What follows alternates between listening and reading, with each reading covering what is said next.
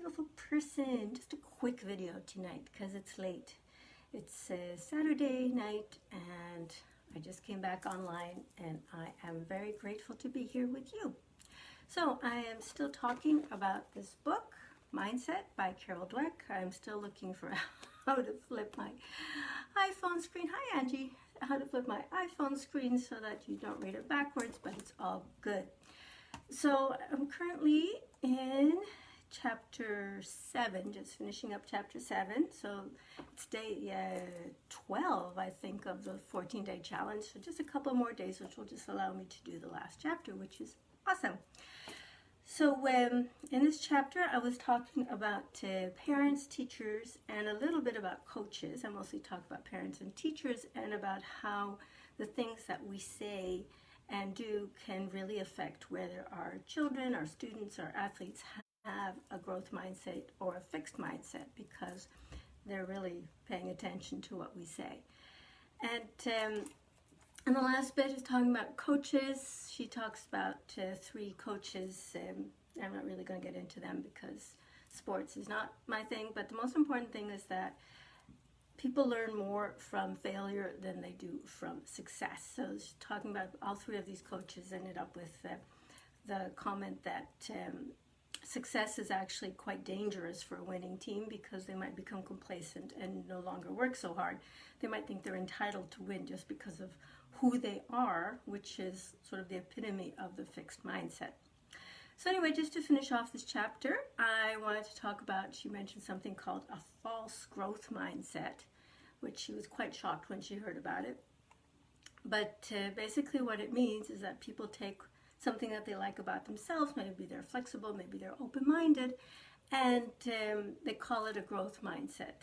But the fact is that you have to remember that a growth mindset is the belief that traits like intelligence and talent and so on can actually be developed and improved, whereas a fixed mindset believes that what you have is what you've got. There's no point in working and actually doing effort because, you know, if you're talented, you're going to make it without effort, and if you aren't, then what's the point of trying?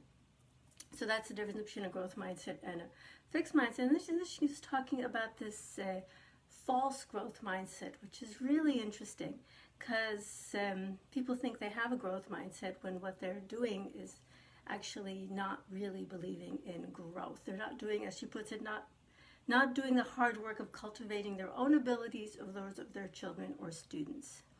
And then she talks about a few things about what a growth mindset is and what it isn't. She says many people believe that the growth mindset is all about effort and especially praising effort. But it's not just effort. You also have to have some strategies. There's like these marvelous teachers that I talked about yesterday.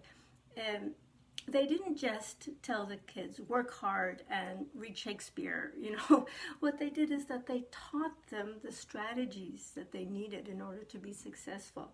The thing about a growth mindset is that it means that you can improve your skills, your talents, your ability, not just with hard work, but also with good teaching. Okay, you need to have good teaching in order to be able to grow properly. So she says that many people believe the growth mindset is all about effort, especially praising effort, but the process involves more than effort. Hard work is important, but if strategies are not working, you need to look for better ones. And then if it still doesn't work, you need to ask for help. And then I add here, just from what I've learned from working with Ray Higdon's coaches and so on, is it's about playing to win. You try stuff, you work really hard. If it doesn't work, find a better strategy. Get coaching, get good teaching. Play to win. Don't play not to lose. Play to win. And that's a whole different way of doing things. And she says another pitfall is praising effort that isn't there. And an even greater problem is using effort praise as a consolation prize when kids aren't learning. That's really something. He says if a student has tried hard and made little or no progress, we need to figure out why. It's not enough to say, oh well, you know, you did your best. No, you need to find out how to help them do better. Okay, we need to figure out why that effort is not effective. Guide kids towards other strategies and resources that can help them resume learning.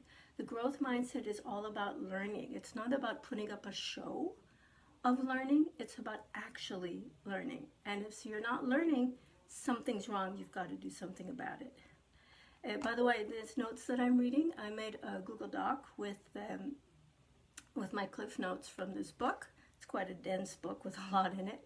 And so if you would like access to this Google Doc, just drop me a message and I'll be happy to send it to you.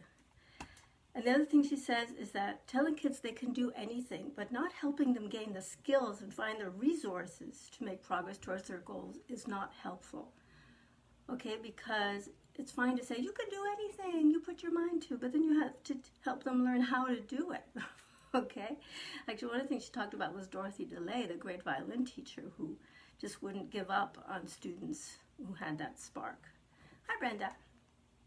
And then she says, you don't get a growth mindset by proclamation. You move towards it by taking a journey. Now, this is like a really, really important statement. You have to continue with the journey. You have to be learning. The whole essence of the growth mindset is learning. Hey, Marika, nice to see you. Oh, thank you, my dear. Okay, so I'm actually going to wind this down. Actually, it's a great time to be doing a live. Lots of people, that's wonderful, but I need to close it down. Got work to do. Have a great evening. Remember, I love you. If you like access to this Google Doc with my notes from this book, Mindset by Carol Dweck, just drop me a message. Happy to send it to you. Have a good night. Talk to you tomorrow. Bye-bye.